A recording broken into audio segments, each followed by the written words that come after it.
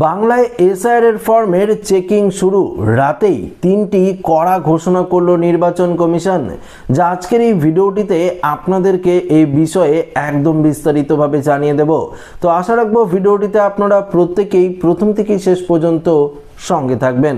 তো বন্ধুরা, প্রথমত আপনাদেরকে জানিয়ে দিই, ইতিমধ্যেই নির্বাচন কমিশনারের তরফ থেকে একটি গুরুত্বপূর্ণ আপডেট দেওয়া হয়েছে, যেখানে পরিষ্কারভাবে বলে দেওয়া হয়েছে আজ রাত পর্যন্ত এখনো পর্যন্ত 46 লক্ষ ভোটারদের নাম কিন্তু বাতিল করা হয়েছে এই এসআইআরে। ইতিমধ্যেই এই আপডেটটি নির্বাচন কমিশনারের তরফ থেকে দেওয়া হয়েছে। পাশাপাশি 3টি কড়া নির্দেশও দেওয়া হয়েছে বিএলওদের, যেগুলো ইমিডিয়েটলি বিএলওদের কিন্তু মানতে হবে। তো কোন নির্দেশগুলি দেওয়া হয়েছে বিএলওদের, 3টি কি ঘোষণা করা হয়েছে, আসুন আপনাদেরকে জানিয়ে দিই। দেখুন, নির্বাচন কমিশনের তরফ থেকে প্রথম যে গুরুত্বপূর্ণ ঘোষণা করা হয়েছে সেটি হলো ব্যাকলগ ক্লিয়ারেন্স, অর্থাৎ 2রা ডিসেম্বর 2025-এর মধ্যে সমস্ত সংগৃহীত ফর্ম এবং যেগুলো বিতরণ করা সম্ভব হয়নি সেই সংক্রান্ত তথ্য পোর্টালে আপলোড করা বাধ্যতামূলক ছিল। তো বুঝতেই পারলেন, নির্বাচন কমিশনারের তরফ থেকে পরিষ্কারভাবে বিএলওদের জানিয়ে দেওয়া হয়েছে যে ব্যাকলগ ক্লিয়ারেন্স অর্থাৎ 2রা ডিসেম্বর 2025-এর মধ্যে যে সমস্ত ফর্ম সংগৃহীত হয়েছে সেগুলোর বিবরণ, সমস্ত কিছুর বিবরণ কিন্তু পোর্টালে আপলোড করতে হবে, এমনটাই নির্দেশ দেওয়া হয়েছিল। দ্বিতীয় 2 নম্বরে দেখুন কি বলেছে, দৈনিক কাজের হিসাব 2রা ডিসেম্বরের পর থেকে আর কাজ জমিয়ে রাখা যাবে না। যেদিন যে তথ্য বা ফর্ম সংগ্রহ করা হবে সেই দিনই তা পোর্টালে আপলোড করতে হবে। অর্থাৎ আপনারা যে বিএলওকে এসআইআর ফর্মটি ফিল আপ করে জমা দিয়েছেন, তাই তো, যেদিনই জমা দিবেন, অর্থাৎ এখন থেকে যদি আপনারা যারা আগে জমা দিয়েছেন তারা তো জমা দিয়েছেন, কিন্তু এখন যদি আপনারা জমা দেন, তো আজকেই যদি জমা দেন, আজকেই কিন্তু আপনার বিএলও আপনার যে ফর্মটি রয়েছে সেটি কিন্তু অনলাইনে সাবমিট করে দেবে। এটা কিন্তু নির্দেশ দিয়েছে নির্বাচন কমিশন।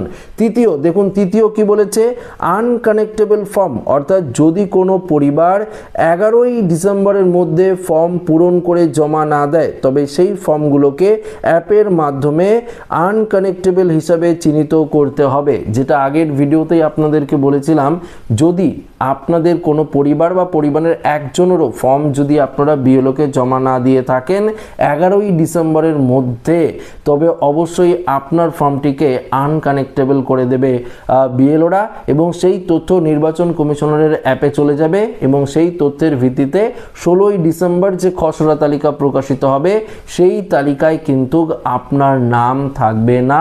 এটা কিন্তু স্পষ্টভাবে জানিয়ে দিয়েছে নির্বাচন কমিশন।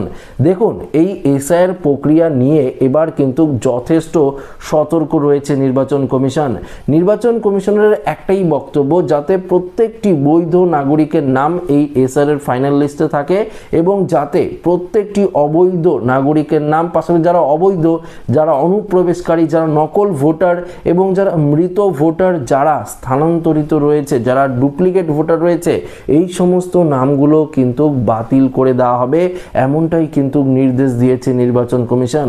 যার জেরেই একের পর এক কড়া পদক্ষেপ নিতেই চলেছে নির্বাচন কমিশন।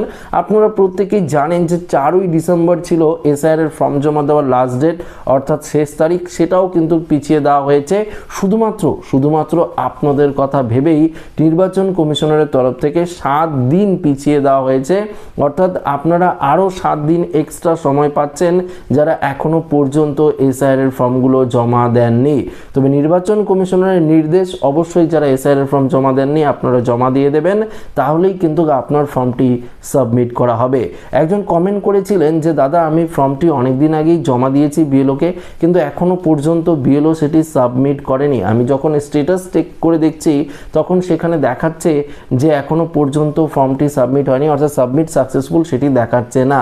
তবে আপনাদেরকে জানিয়ে দিই, দেখুন বন্ধুরা, 11ই ডিসেম্বরের আগে যদি আপনার ফর্মটি সাবমিট না হয়ে যায় তাহলে কিন্তু অবশ্যই 16ই ডিসেম্বর যে খসড়া তালিকা প্রকাশিত হবে সেই তালিকায় আপনার নাম কিন্তু উঠবে না।